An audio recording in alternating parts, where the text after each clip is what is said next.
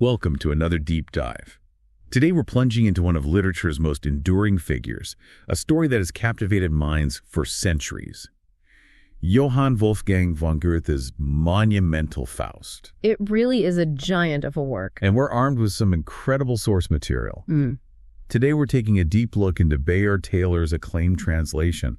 We've got his preface, the prelude at the theater, the prologue in heaven, and those really pivotal early scenes. The ones where Dr. Faustus first crosses paths with Mephistopheles and, well, everything kicks off. Exactly. Our mission today is to uncover the foundational themes, the narrative momentum, right from the start of this huge work. So we'll be looking at things like the translation challenges, the big philosophical questions Goethe raises. Faust's profound despair, that dangerous pact he makes, and those initial encounters that, really define the play. And what's truly striking about these opening sections is that there's so much more than just plot setup. They immediately throw us into the core questions Goethe wrestled with. Like what? Well, what drives human ambition? How far should we push the pursuit of knowledge? What's the true purpose of art? And maybe most fundamentally, what's the very essence of good and evil? Yeah. We see how quickly that intellectual yearning transforms into something deeply personal, desperate even, and then quite spectacularly into the realm of magic. Okay, so let's unpack this maybe by starting with the translator's craft itself. Because Taylor's preface is, well, it's a fascinating exploration of artistic dedication on its own. It really is. Bayard Taylor spent, 20 years working on Faust? 20 years, yeah. And he was determined to render it into original meters, which sounds like a huge undertaking, something few had really dared at the time. And it brings up that crucial question, doesn't it? For anyone tackling great poetry, why is retaining that original poetic form so vitally important for a work like Faust? Right, what difference does it make? Taylor makes a really powerful case. He argues that poetry is not simply a fashion of expression. It is the form of expression absolutely required by a certain class of ideas. So it's not just window dressing. The rhythm, the form, is part of the meaning itself. Precisely. He even compares translating poetry into prose to attempting to translate music into speech. It's that fundamental for him. Losing the rhythm fundamentally changes the ideas being conveyed. That comparison to music is really insightful. He mentions other translations, like Hayward's prose version, right? Yeah. Saying they might give a cold, bare outline. But lose the glow of color, what richness of changeful life, what fluent grace and energy of movement. Yeah. It sounds like he's advocating for a kind of secondary inspiration for the translator. Almost like a creative partnership with Goethe. Exactly. He truly believes the form contributes essentially to the fullness of the meaning. He even quotes Goethe himself on this. Oh, yeah. Goethe said, "The rhythm is an unconscious result of the poetic mood. It's about capturing that inherent musicality, that pulse." Taylor talks about the poetical affinity between German and English, showing how English can actually mirror German's complex rhythms, like, dactylic verse or those tricky feminine rhymes. So it wasn't just an impossible dream. He believed English had the tools. Right. And the goal was to retain the original's musicality and its emotional force, so you, the reader, experience Goethe's words more closely to how he intended them to sound. And he's so meticulous, he even points out what he calls technical imperfections in Faust itself, which kind of gives him a tiny bit of artistic license, he suggests. Like omitting alternate feminine rhymes in Margaret's song, The King of Thule, just to keep the translation strictly literal in meaning. It really speaks volumes about the immense respect he has for the original text, even while, wrestling with its complexities. Absolutely. It's a huge undertaking. So, okay, with this deep appreciation for art and translation kind of framing things, Goethe then takes us somewhere completely different. We shift from the translator's study to the stage itself, and then beyond. Yeah, the prelude at the theater, which comes next, is just brilliant meta-commentary, isn't it? You've got these three figures, the manager, the poet, and the Merry Andrew. And they each represent a totally different philosophy of art and audience. The manager, he's all about popular appeal, the bottom line. He wants to flatter the motley mass with a host of threads, preferring a hash, a stew, over a single coherent artistic vision. He's basically talking about giving people spectacle, something easy to digest after a long day. Only by mass you touch the mass. That's his motto. He talks about people coming in bored, exhausted, quite from work, or maybe fresh from reading of the daily papers, just looking for a show. It's that age-old debate, isn't it? Yeah. Art as sheer entertainment versus art as something, more profound. And then you have the poet in stark contrast. Right. He yearns for heavenly silence and purer joys. He believes what's genuine shall posterity inherit. His vision is about revealing the might of man, connecting the discordant tones of all existence into a beautiful rhythmic dance. He's the idealist, completely dedicated to art that endures, that elevates the spirit. Definitely. And then rounding them out is the Merry Andrew. The pragmatist, maybe. With a good sense of humor, he just dismisses posterity outright. Yeah, he wants contemporary fun, immediate engagement. He says you need fancy, with her attendants fitted, sense, reason, sentiment, and passion join, but have a care lest folly be omitted. Don't forget the fun. It's such an insightful look at that eternal tension, isn't it? Between art as commerce, art as profound truth, and art as just, a good time. It really sets the stage perfectly. So with these competing ideas about art still kind of hanging in the air, Goethe then pulls back the curtain even further onto this grander stage. The heavens themselves. We shift from the theater to the prologue in heaven. And the scale just explodes, doesn't it? We open with the archangels Raphael, Gabriel, Michael singing praises of the Lord's magnificent creation. The descriptions are incredible. The sun, the swiftness of the world, the surging storms. They talk about lofty works, uncomprehended yet still bright as on the earliest day. It's this vision of divine order, perfect harmony. Right, until Mephistopheles steps in. And his tone is immediately jarringly cynical, a real counterpoint. He says he can't follow all that lofty speech, claims he has nothing to be quoted about suns and worlds. No, he wants to talk about humanity, specifically how men torment themselves. His view of humanity is pretty bleak. Oh, absolutely cutting. Right. He calls man a long-legged grasshopper who uses reason, supposedly, only to be far beastlier than any beast. He finds nothing right on earth eternally. It's the core of his being, isn't it? He literally introduces himself later as the spirit that denies. Exactly. And into this cynicism, the Lord speaks with this incredible patience, almost amusement. He asks him, "Knowest Faust?" And it's immediately clear Faust isn't just any man. He's special. My servant he, the Lord calls him. Mephistopheles knows him, all right? He acknowledges Faust's boundless ambition, his restlessness. He says, "His spirit's ferment far aspireth, from earth the highest raptures and the best, and all the near and far that he desireth fails to subdue the tumult of his breast." He perfectly captures Faust's dissatisfaction, that yearning for more. And this description sets up the ultimate wager. Mephistopheles bets he can lead Faust astray, turn him away from those higher aspirations towards, well, corruption and mere sensation.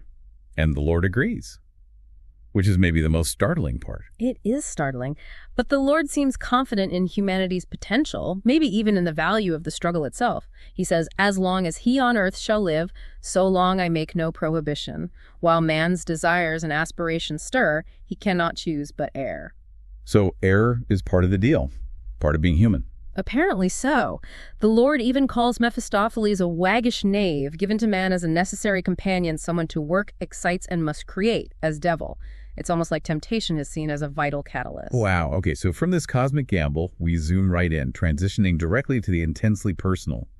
We find Faust himself alone. Right, in his study, that lofty, arched, narrow Gothic chamber in the scene titled Night. And he's in a state of just profound disillusionment. He lays it all out 10 years. Studying everything. Philosophy and jurisprudence, medicine, and even, alas, theology.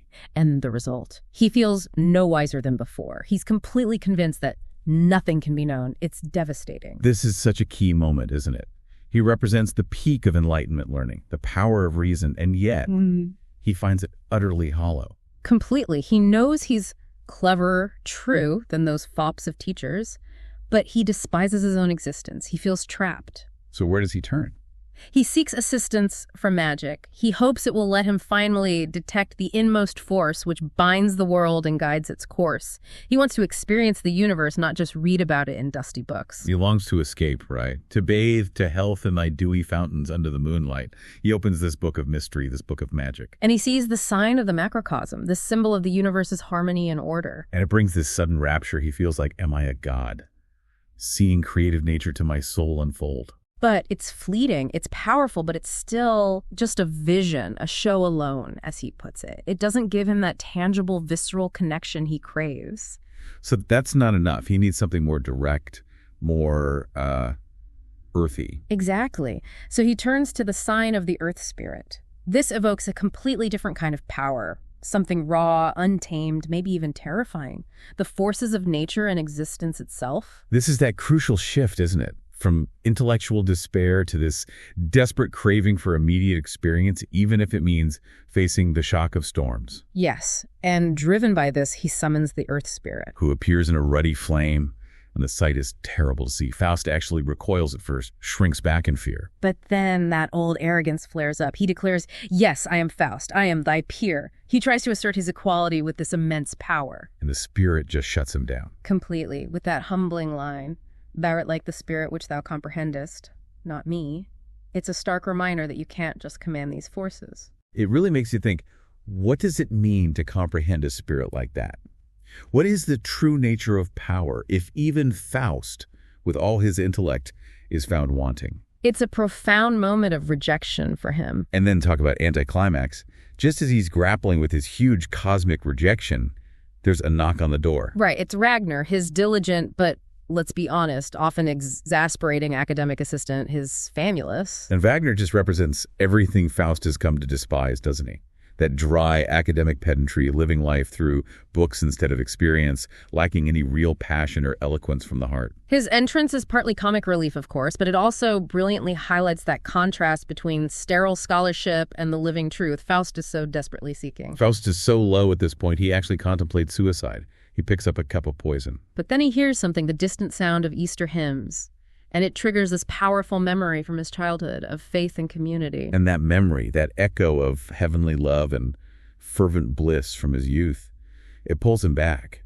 He chooses life, at least for now. It's not logic that saves him, it's emotion, a connection to something deeper, something Mephistopheles will definitely try to sever later on. That moment really emphasizes the struggle inside him, doesn't it? Even at his most cynical, he's still tethered, maybe faintly, to a past innocence. Absolutely. And it's shortly after this, they're out walking, Faust and Wagner. And Faust notices that black dog. Wagner just dismisses it. Oh, it's just a poodle. But Faust sees more. He has this heightened perception, maybe. He sees spiral circles and a streaming trail of fire around this dog. It's like he's seeing beyond the ordinary surface. Something's definitely off about this poodle. And back in Faust's study, the poodle transforms. It's Mephistopheles. He reveals he was momentarily trapped by a pentagram on the floor, a magic symbol. But there was a small gap, right? An outer angle dot open left. Exactly, which allowed him to get in, but not out initially. And then he reveals his true paradoxical identity. The famous line, "Part of that power not understood, which always wills the bad and always works the good." And clarifies, "I am the spirit that denies." He's not just random evil, he's an active force, maybe even a necessary one in the cosmic balance.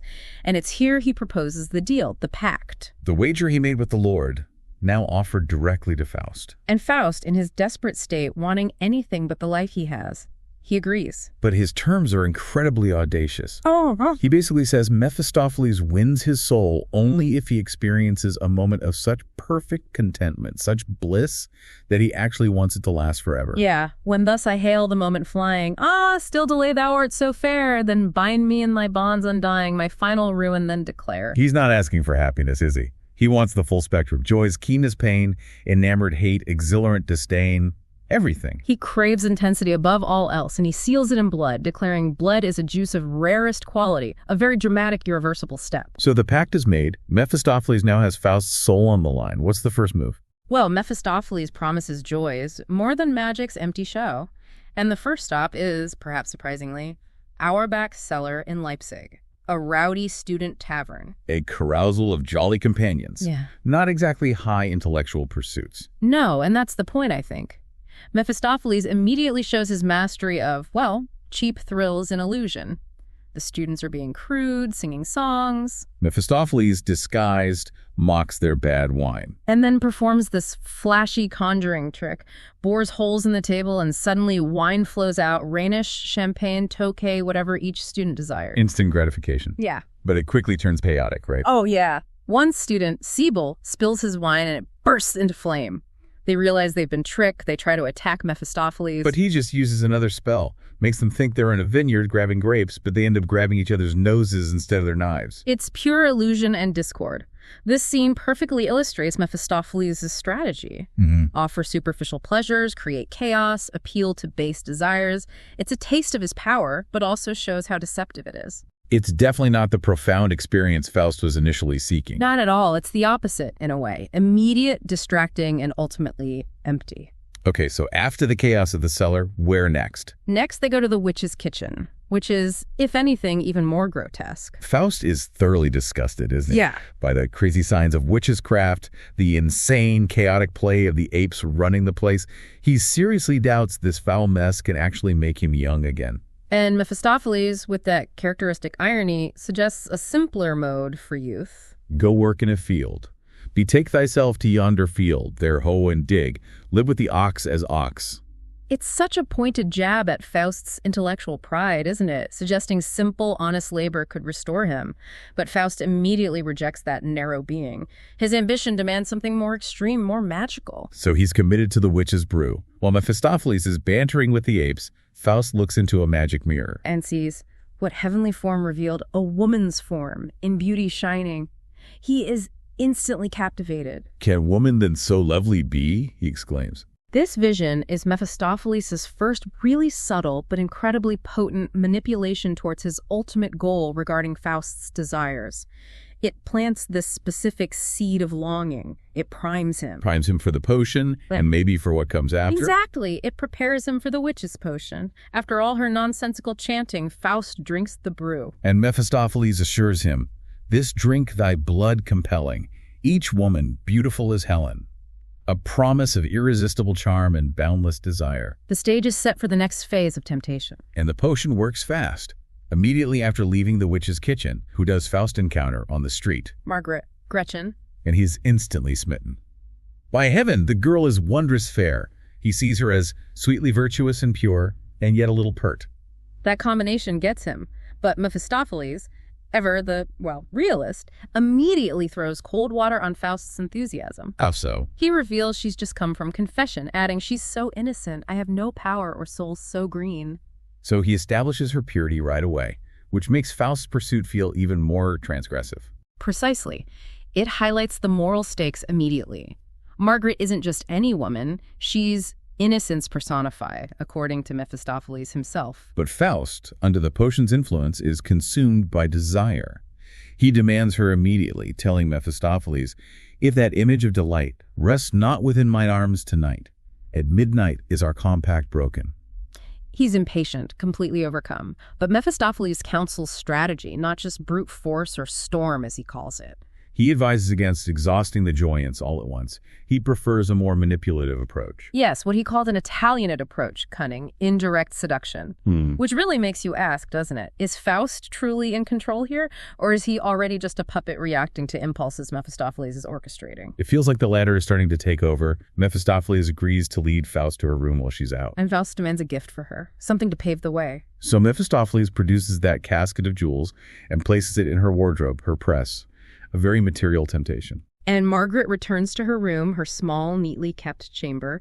She's singing that haunting song, The King in Thule. And she discovers the casket. Her reaction is just pure delight and awe, isn't it? God in heaven, whence came such things? Never beheld I aught so fair. She tries on the jewels, and then she has that poignant moment of reflection. What helps one's beauty, youthful blood. To gold still tends, on gold depends, all. Alas, we poor. It's a flash of innocent vanity, yes, but also this sharp insight into the social and economic realities for a young woman like her. It makes her vulnerability to such a gift really palpable. So Margaret finds the jewels. She's charmed, maybe a little unsettled, but definitely intrigued. Mephistopheles knows this isn't enough, though. He needs to weave a much more intricate web. Exactly. A single gift isn't enough for seduction, so his next move involves manipulating her neighbor, Martha. Martha seems like a carefully chosen pawn, doesn't she? She's portrayed as this lonely widow. Lamenting her absent husband, wondering if he's alive or dead, wishing she had a certificate to show he's gone. Mephistopheles exploits this vulnerability, her isolation, her need for certainty, maybe even for financial security, absolutely perfectly. He approaches her, pretending to bring news of her husband. And the story he weaves is incredibly detailed. He died in Padua, buried beside the good St. Antony, commissioned 300 masses for his soul. But conveniently left no money or jewelry behind. 0. And the audacity. He adds this detail about a young damsel in Naples who supposedly cared for the husband until his end. Which naturally infuriates Martha. She calls the husband a villain. It's masterful manipulation. He plays on her grief, her need for a story, her anger, her jealousy, all of it. The layers of deceit show just how insidious he is, how well he understands human weakness. And then comes the crucial step. He advises Martha that she needs a witness to officially confirm her husband's death. Subtly but directly setting the stage for Faust to be introduced. It provides the perfect, seemingly legitimate excuse for Faust to enter Margaret's social circle. All the obstacles are removed. The path to Margaret is now clear, thanks to Mephistopheles' cunning. The trap is set. So we've really covered a lot in this initial dive, haven't we? From the sheer ambition and challenges of translating a work like Faust, to those conflicting philosophies of art in the prelude, that incredible cosmic wager in the prologue. and Faust's own deep intellectual despair, his terrifying pact with Mephistopheles. The demon's first flashy, cheap tricks in our bestseller, that unsettling witch's kitchen scene where Faust gets his vision and the youth potion.